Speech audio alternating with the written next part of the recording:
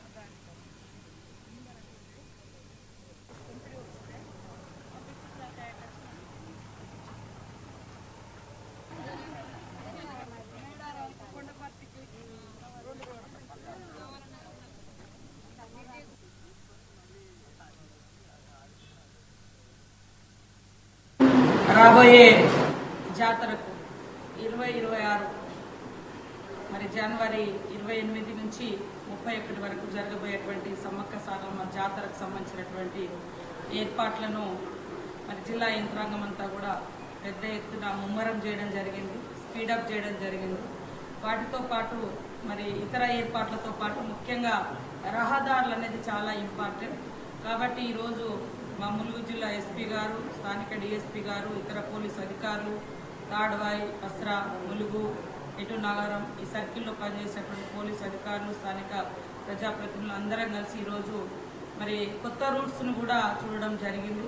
ఉన్న రోడ్లను వెడల్పు చేసుకోవడం, కొత్తగా కూడా రోడ్లను ఏర్పాటు చేసి ఇరుకుగా లేకుండా ట్రాఫిక్ జామ్ కాకుండా అటవీ ప్రాంతం నుంచి ఈ రోడ్లను ఏర్పాటు చేస్తున్నాం.